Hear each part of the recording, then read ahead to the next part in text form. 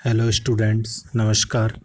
मैं राकेश कुमावत स्वागत करता हूं आपका आपके पसंदीदा लोकप्रिय एजुकेशन चैनल आर के बायोलॉजी क्लासेज सीकर में, जहां अपन चर्चा करेंगे अपना जो लेसन 21 चल रहा था। 4 पार्ट अपन ने देख लिए थे और 5वें पार्ट पर अपन चर्चा करते हैं।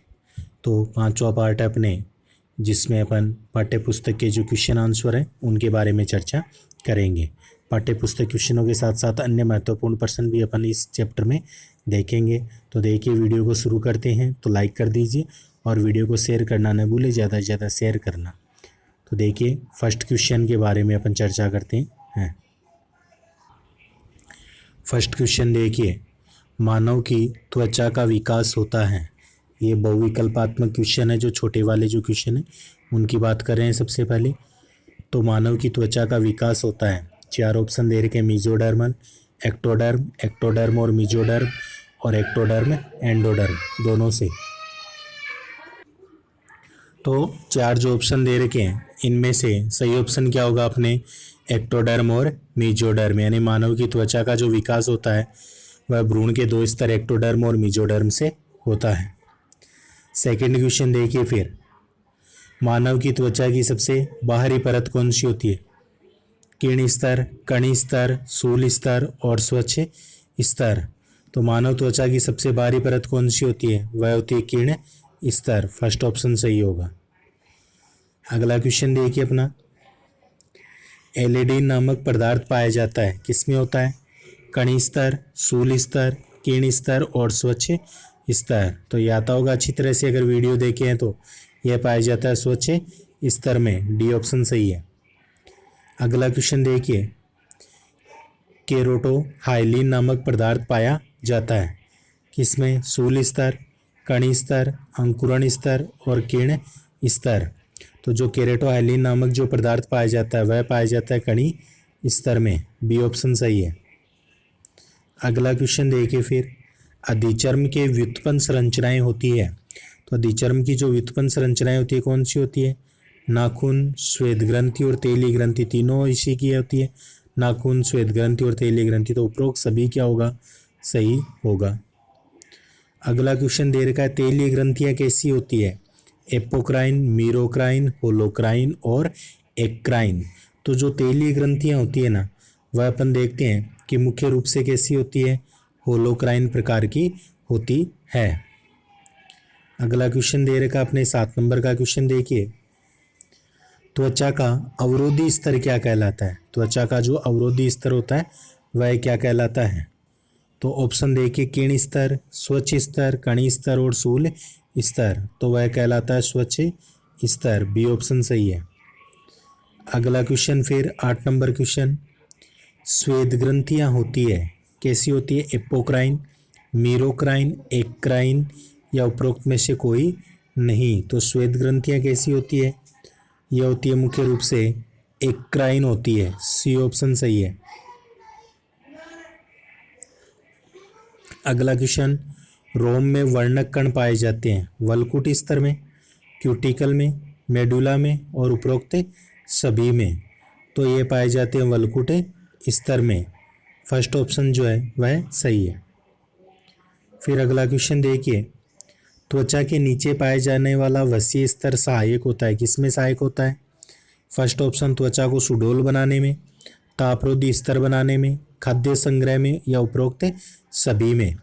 तो यह अपन मानते हैं कि त्वचा के नीचे के पाए जाने वाला जो वसीय स्तर होता है ना, वह तापरोधी स्तर बनाने में होता है। बी ऑप्शन जो है वह सही होगा। तो ये तो थे अपने बहुविकल्पीय क्वेश्चन। अब अपन बात करते हैं जो अति लघुतरात्मक क्वेश्चन है उनकी। तो पहला क्वेश्चन है, त्वचा के द्वारा कौन सा विटामिन संश्लेषण होता है? त्वचा के द्वारा कौन सा विटामिन संश्लेषण होता है? तो वह होता है विटामिन डी का संश्लेषण होता है। दूसरा क्वेश्चन दे रखा है, मीबोमियन ग्रंथियां मानव शरीर में कहाँ पाई जाती है? तो अपनी आँख की जो पलकें होती है ना, उनकी बरौनियों के नीचे ये उपस्थित होती है। मीबोमियन ग्रंथियां मानव शरीर में पलकों की बरौनियों के नीचे पाई जाती है। थर्ड क्वेश्चन देखिए फिर, मानव की दुग्ध ग्रंथियां किसका रूपांतरण मानी गई है? मानव की जो दुग्ध ग्रंथियां होती हैं वह सीबीसीएस या तेलीय ग्रंथियों का रूपांतरण होती है। चौथा क्वेश्चन देखिए, स्तन ग्रंथियां किस प्रकार की ग्रंथियां होती है? स्तन ग्रंथियां एपोक्राइन प्रकार की जो ग्रंथियां होती है, एपोक्राइन होती है। इनसे स्रावित पदार्थ क्या होता है? सांद्र अवस्था के रूप में होता है और यह कोशिका द्रव्य को आंशिक नुकसान पहुंचाता है, क्षति होती है कोशिका द्रव्य को आंशिक। त्वचा को हरपनमोला क्यों कहा गया है? छोटा क्वेश्चन है इसलिए अपन यहाँ पर इतना ही लिखेंगे। शरीर में त्वचा अनेक महत्वपूर्ण कार्य करती है अतः इसे शरीर का हरपनमोला अंग कहते हैं। यहाँ पर अपन 2-4 एग्जाम्पल भी बता सकते हैं कार्यों की। ताप नियमन का कार्य करती है, अवरोधी का कार्य करती है, बाह्य वातावरण से सुरक्षा करती है। इस प्रकार से त्वचा क्या करती है? अनेक कार्य करती है, इसलिए हरपनमोला अंग कहते हैं। अगला क्वेश्चन देखिए फिर 6 नंबर का। मानव की त्वचा का रंग कौन से वर्ण की उपस्थिति के कारण होता है? तो इसमें वर्ण कौन सा पाया जाता है? मिलेनिन वर्ण के होता है। इसी के कारण अपन कहते हैं त्वचा के रंग की उपस्थिति होती है। अगला क्वेश्चन 7 नंबर देखिए। चर्म स्तर का उद्भव किससे होता है? तो वह होता है भ्रूणीय मेजोडर्म से होता है। चर्म स्तर जो होता है उसका उद्भव भ्रूणीय मेजोडर्म से होता है। अगला क्वेश्चन 8 नंबर। चर्म स्तर में कौन सी प्रोटीन पाई जाती है? काफ़ी इंपॉर्टेंट क्वेश्चन है। तो चर्म स्तर में पाई जाती है केरेटोहाइलिन नामक प्रोटीन जो होती है वह पाई जाती है, केरेटोहाइलिन। 9 नंबर का क्वेश्चन देखिए फिर अपने। तेलीय ग्रंथि में पाए जाने वाले तेलीय पदार्थ का नाम लिखिए। तो तेलीय ग्रंथि से स्रावित जो तेलीय पदार्थ होता है उसे क्या कहते हैं? सिब्बम के नाम से जानते हैं। 10वां क्वेश्चन देखिए। बालों की गति का संचालन करने वाली पेशी का नाम लिखना है। तो वह कौन सी होती है? एरेक्टर पिलाई पेशियाँ होती है जो बालों की गति का संचालन करती है, एरेक्टर पिलाई पेशियाँ। अगला क्वेश्चन देखिए फिर। बालों की गति का संचालन करने वाली अभी बता दी एरेक्टर पिलाई पेशियाँ होती है। अगला क्वेश्चन रेटिपेगस किसे कहते हैं? तो अपन देखते हैं अधिचर्म के जो अंकुरण स्तर होता है ना, उस अंकुरण स्तर पर उपस्थित उभार होते हैं उन्हें क्या कहते हैं? रेटिपेगस कहते हैं। अधिचर्म के अंकुरण स्तर पर उपस्थित उभारों को रेटिपेगस कहते हैं। तो ये थे अति लघुतरात्मक क्वेश्चन।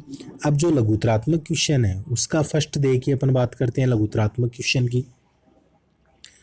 तो मानव की त्वचा के अधिचर्म में पाए जाने वाले विभिन्न स्तरों का वर्णन करना है। अब यहाँ पर अपन देंगे मानव की त्वचा में मुख्य रूप से कितने उपस्तर पाए जाते हैं? 5 उपस्तर होते हैं जो अच्छी प्रकार से मैंने वीडियो में आपको पढ़ाया था। कौन कौन से होते हैं? मेलपिगी स्तर, स्पाइनोसम स्तर, ग्रेनुलोसम स्तर, ल्यूसीडियम स्तर और कॉर्नियम स्तर। ये अपन कहते हैं मुख्य रूप से 5 स्तर पाए जाते हैं।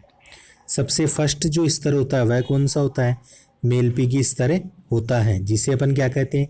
स्ट्रेटम मेलपिगी के नाम से भी जानते हैं। यह अधिचर्म का क्या होता है? सबसे भीतरी स्तर होता है जो चर्म के ठीक बाहर स्थित होता है। यह स्तर जीवित स्तंभाकार कोशिकाओं से निर्मित माना जाता है। अगला आंसर देखते हैं इसका। वह सेकंड जो स्तर आता है वो होता है स्पाइनोसम स्तर जिसे स्ट्रेटम स्पाइनोसम भी कहते हैं। तो मेलपिगी स्तर के बाहर स्थित कई कतारों की कोशिकाएं बहुकोणीय होती है तथा साकित दिखाई देती है। इस स्तर का कार्य अधिचर्म को दृढ़ता प्रदान करना होता है। इस स्तर का जो कार्य होता है अधिचर्म को दृढ़ता प्रदान करना होता है। आगे देखिए ग्रेन्युलोसम स्तर। तो इस स्तर की कोशिकाओं के कोशिका द्रव्य में कीरेटेहाइलिन प्रोटीन के कण उपस्थित माने जाते हैं। चौथा ल्यूसीडियम स्तर होता है। तो इस स्तर की कोशिकाओं में एलिडीन नामक जो पदार्थ होता है वह भरा हुआ होता है। क्या भरा हुआ होता है? एलिडीन नामक पदार्थ भरा हुआ होता है। 5वां स्तर देखिए कॉर्नियम स्तर। यह स्तर चपटी, पतली व सल्काकार निर्जीव कोशिकाओं से बना सबसे बाहरी स्तर होता है। चपटी, पतली व सल्काकार निर्जीव कोशिकाओं से बना सबसे बाहरी स्तर होता है। तो 5 स्तर हो गए। फिर अगला क्वेश्चन देखिए। मानव की त्वचा के उदग्र काट का नामांकित चित्र बनाना है। तो चित्र आप कहाँ से देखोगे? जहाँ मैंने आपको नोट्स उपलब्ध किए थे वहीं पर आप इसका चित्र देख सकते हैं। तो बाह्य आवरण के रूप में त्वचा पाई जाती है, उसका चित्र मैंने आपको बता दिया और उसका वर्णन यहाँ पर करना नहीं है, केवल डायग्राम पूछा अपने से तो डायग्राम आप वहाँ से बना लेंगे। फिर थर्ड क्वेश्चन देखिए। त्वचा में पाए जाने वाले रोम की संरचना और उसके कार्य लिखने हैं। तो रोम अधिचर्म के सजीव व सक्रिय मेलपीगी स्तर से बनते हैं और इसके जो भाग होते हैं वह देख लीजिए कौन कौन से होते हैं। सबसे फर्स्ट जो भाग होता है वह कौन सा होता है, रोम पुटक होते हैं। रोम पुटक, हेयर फॉलिकल। तो रोम का आधारी भाग चर्म में धसा होता है तथा यह थैली के समान आकार की रचना भी बनाता है। इस थैली को क्या कहते हैं, रोम पुटक कहते हैं। फिर आगे देखिए, रोम की जड़। रोम की जो जड़ होती है इसे हेयर रूट कहते हैं। तो रोम पुटक के तल पर स्थित कोशिकाएं है ना, वह सक्रियता से विभाजित होती रहती है तथा इन्हीं से रोम की जड़ का क्या होता है, निर्माण होता है। और जो जड़ होती है वह चर्म में धसी हुई होती है। फिर अपन बात करते हैं रोम पेपिला। तो रोम पेपिला क्या है, हेयर पेपिला के नाम से भी जानते हैं रोम पेपिला। रोम पुटक की तली पर एक छिछला गड्ढा होता है जिसमें चर्म की रुधिर कोशिकाएं एक घना गुच्छा बना लेती है। इस गुच्छे को क्या कहते हैं, रोम पेपिला कहते हैं। यानी रोम पुटक की तली पर एक छिछला गड्ढा होता है जिसमें चर्म की रुधिर कोशिकाएं घना गुच्छा बना लेती है। इस गुच्छे को क्या कहते हैं, रोम पेपिला कहते हैं। अगला क्वेश्चन देखिए, अगला पार्ट रोम कांड होता है चौथा नंबर का, यानी कि हेड शाफ्ट। चर्म से बाहर त्वचा की सतह पर निकला हुआ रोम का जो ठोस भाग होता है ना, वह क्या कहलाता है, रोम कांड कहलाता है। चर्म से बाहर त्वचा की सतह पर निकला हुआ रोम का ठोस भाग रोम कांड कहलाता है। यह रोम का निर्जीव भाग होता है क्योंकि यहाँ रोम की कोशिकाओं का क्या हो जाता है, किरेटिनीकरण हो जाता है। किरेटिनीकरण यानी कि वह निर्जीव पदार्थ में परिवर्तित हो जाती है। और 5 नंबर की जो होती है वो होती है एरेक्टर पिलाई पेशियाँ। तो एरेक्टर पिलाई पेशियों में अपन क्या देखते हैं कि ये विशेष पेशियाँ पुट्टिका से निकलकर चर्म में लगी रहती है और बालों की गति का संचालन करती है।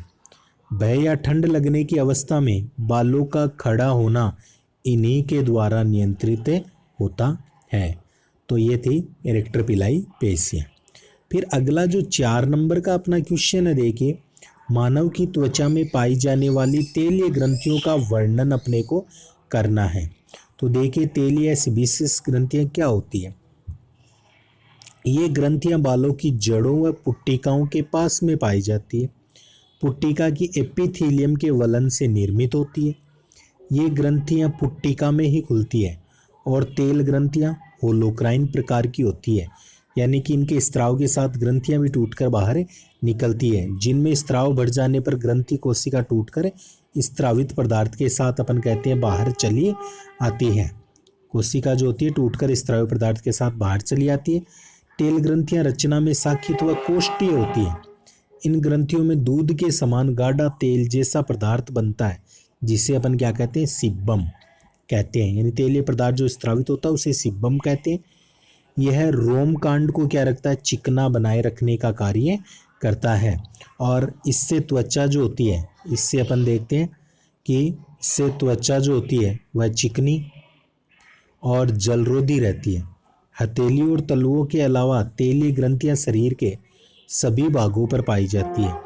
इन ग्रंथियों से सूर्य के प्रकाश में विटामिन डी का संश्लेषण भी हो सकता है। 5 नंबर का क्वेश्चन अगला क्या दे रखा है आपने, श्वेत ग्रंथियों का वर्णन कीजिए। तो श्वेत ग्रंथियों के बारे में देखिए। श्वेत ग्रंथियाँ, ये ग्रंथियाँ क्या होती है, सरल नलिकाकार ग्रंथियाँ होती है। इनका निचला कुंडलित भाग चर्म में धसा रहता है।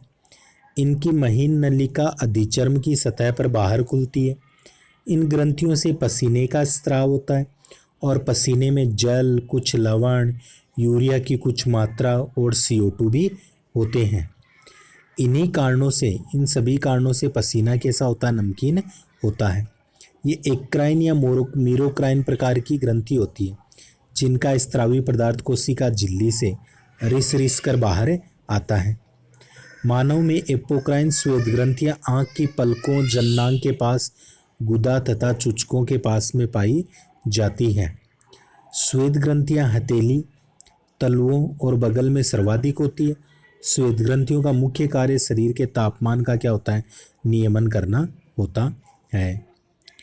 6 नंबर का जो क्वेश्चन है वह स्तन ग्रंथियों का वर्णन अपने को इसमें करना है। स्तन ग्रंथियों का वर्णन, तो स्तन ग्रंथियां जो होती है वह अपन देखते हैं मानव में, ये ग्रंथियां वक्ष भाग में स्थित होती है, चर्म की गहराई में स्थित होती है, रज संयुक्त नलिकाकार और संयुक्त कुपिकीय प्रकार की होती है।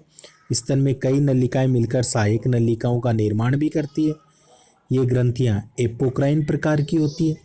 स्तन ग्रंथियां मादा में सक्रिय होती है तथा दुग्ध का स्त्राव भी करती है, जिससे शिशु का क्या पोषण किया जाता है।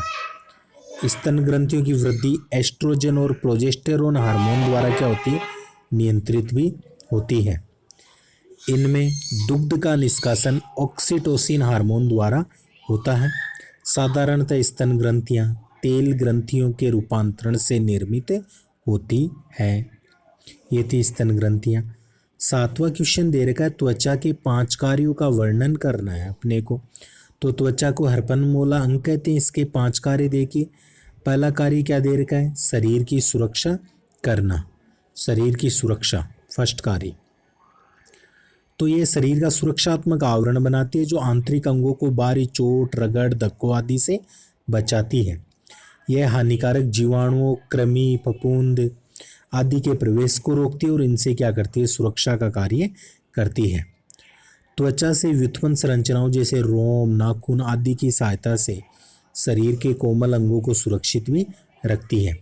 त्वचा जल अवरोधी का कार्य भी करती है और तीव्र प्रकाश में उपस्थित पराबैंगनी किरणों से सुरक्षा भी करने का कार्य करती है। अगला है शरीर का ताप नियंत्रण। तो मानव क्या एक समतापी प्राणी है, अतः वातावरण के ठंडे या गर्म होने पर भी शरीर का तापक्रम निश्चित ही बना रहता है। स्वस्थ मनुष्य का तापक्रम कितना होता है, वह होता है 98.4 डिग्री फ़ारेनहाइट होता है। 98 पॉइंट आएगा बीच में। त्वचा के नीचे उपस्थित वसीय स्तर ताप प्रतिरोधी स्तर बनाता है। श्वेत ग्रंथियां जो होती है वह शीतलन प्रणाली बनाने का कार्य करती है। शरीर का ताप बढ़ने पर श्वेत ग्रंथियां जो होती है वह अधिक सक्रिय हो जाती है। शरीर का ताप बढ़ने पर श्वेत ग्रंथियां जो होती है अधिक सक्रिय हो जाती है और क्या करती है, पसीने का स्त्राव करने लगती है, जो त्वचा की सतह से भाप बनकर उड़ता है और शरीर को ठंडा करता है, जिससे अपन मानते हैं टेम्परेचर डाउन आ जाता है। तो ताप का जो नियमन होता है वह हाइपोथैलेमस स्थित ताप स्थायी केंद्र के निर्देशों के अनुसार होता है। ये तो था पहला कार्य। फिर अपन देखते हैं कि आगे 2 कार्य अपन ने देख ली। इसके तीसरा कार्य क्या है, शरीर की आकृति वाला। तो आकृति में अपन देखते हैं त्वचा शरीर की आकृति बनाए रखने में सहायक होती है। चौथा दे रखा है, त्वचा के वसी ऊतक में वसा का संचय किया जाता है जो खाद्य भंडार का कार्य भी करता है। 5वां दे रखा है उत्सर्जन। त्वचा द्वारा स्त्रावित पसीने में लवण, यूरिया, CO2 पाए जाते हैं, अतः इन्हें बाहर निकालकर उत्सर्जन में सहायता भी करती है। इतने कार्य त्वचा के द्वारा होते हैं। फिर 8वां क्वेश्चन देखिए, श्रृंगी भवन किसे कहते हैं और इससे बनने वाले कौन कौन से अंग उनके नाम लिखने हैं। तो श्रृंगी भवन का मतलब क्या होता है, देखो अधिचर्म जो होता है कि बाहरी कोशिकाओं में निर्जीव कीरेटिन बनने की जो क्रिया होती है उसे कीरेटिनाइजेशन या श्रृंगी भवन कहते हैं। और मानव में इस प्रक्रिया द्वारा सुरक्षा हेतु बाह्य कंकाल के विभिन्न भाग जैसे बाल, नाखून आदि का क्या होता है, निर्माण होता है। अगला क्वेश्चन देखिए, एरेक्टर पिलाई पेशियों पर टिप्पणी लिखनी है। तो देखिए ये पेशियां क्या होती है, ये विशेष प्रकार की पेशियां जो एरेकी तंतुओं से निर्मित होती है। ये पेशियां पुट्टिका से निकलकर चर्म में लगी रहती है और बालों की गति का संचालन करती है। जब ये संकुचित होती है तो बाल खड़े हो जाते हैं और भय की अवस्था में या ठंड लगने पर बालों का खड़ा होना इन्हीं पेशियों द्वारा नियंत्रित होता है। इन पेशियों के चारों ओर तंत्रिका तंतु लिपटे हुए होते हैं। फिर अगला क्वेश्चन है, आंख व कान से संबंधित त्वचीय ग्रंथियों का वर्णन कीजिए। तो आंख से संबंधित त्वचीय ग्रंथियों को मीबोमियन ग्रंथियां कहते हैं और कान से संबंधित त्वचीय ग्रंथियों क्या कहते हैं, सेरुमिनस ग्रंथियां कहते हैं। पहले अपन देखते हैं मीबोमियन या मिलोमियन। जो मीबोमियन ग्रंथियां हैं ये सिबीसियस ग्रंथियां, तेलीय ग्रंथियों का रूपांतरण होती है। ये ग्रंथियां पलकों की बरौनियों के नीचे पाई जाती है।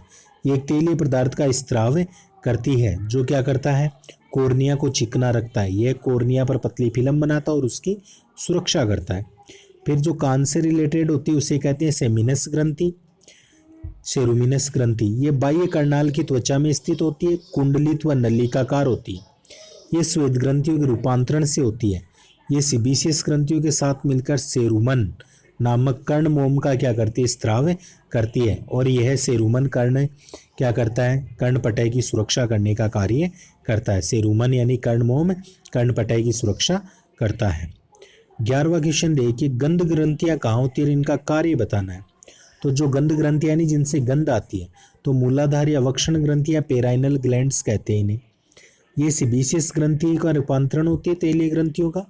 ये ग्रंथियां गुदा व मूत्र जनन छिद्र के बीच मूलाधार या वक्षण क्षेत्र में स्थित होती है। ये गंधयुक्त पदार्थ का स्त्राव करती है, तो इसे गंध ग्रंथियां भी कहते हैं। ये एपोक्राइन प्रकार की क्या होती है, ग्रंथियां होती है। तो ये थे अपने मोस्टली क्वेश्चन। इनके कार्य यहाँ पर नहीं बताएं आपको। एपोक्राइन प्रकार की ग्रंथि होती है, इनका कार्य क्या होता है, ये मुख्य रूप से क्या करती है, जो लैंगिक अट्रैक्शन या नर व मादा को एक आकर्षित करने में भी ये ग्रंथि सहायक होती है, इनका स्त्राव पदार्थ। और जो अपने जाति की यानी सजीवता के लक्षणों की पहचान करने में भी ये ग्रंथि सहायक मानी जाती है। तो ये मोस्टली क्वेश्चन थे। निबंधात्मक क्वेश्चन नोट्स में अपने हो चुके हैं, इसलिए लिखने की आवश्यकता नहीं है। तो आज का वीडियो इतना ही।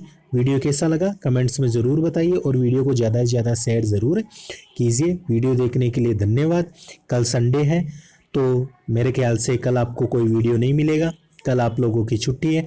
आपको जितना भी वीडियो मिले हैं उन सबको आपको क्या करना है, कल की तारीख में पढ़ना है। अगला वीडियो आपको मिलेगा मंडे को। तब तक के लिए जय हिंद, जय भारत।